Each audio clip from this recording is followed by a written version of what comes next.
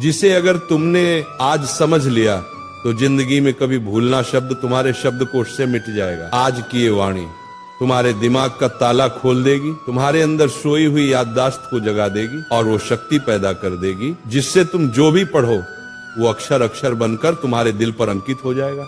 दुनिया का हर विद्यार्थी कहता है महाराज जी पढ़ा हुआ याद नहीं रहता, पर मैं कहता हूं तुम भूलते नहीं हो, तुम समझते नहीं हो उस ज्ञान को।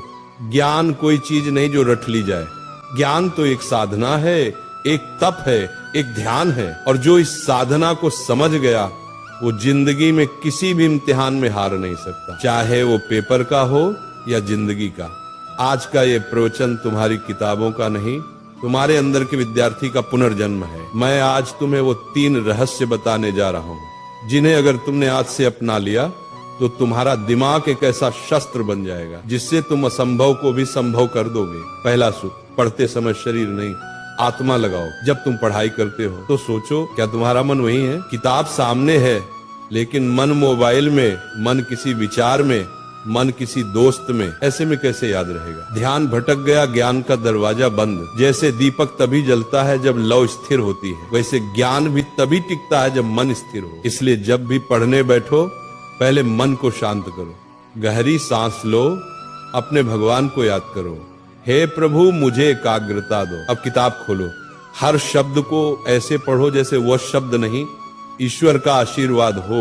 वही चीज जो पहले 10 बार पढ़ने पर याद नहीं होती थी अब एक बार में तुम्हारे मन में बस जाएगी, क्योंकि जब मन जुड़ता है तभी स्मरण शक्ति सक्रिय होती है। दूसरा सूत्र, समझो रटो मत।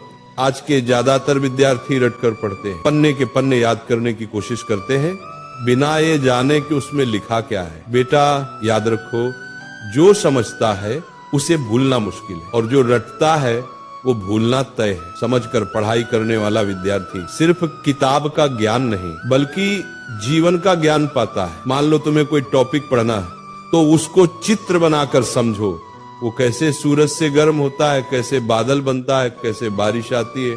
जब तुम उस विषय को महसूस करने लगोगे तो वो कभी नहीं भूलेगा। ज्ञान को महसूस करो, क्योंकि जो महसूस किया जाता है वो याद नहीं किया जाता, वो बस जाता है।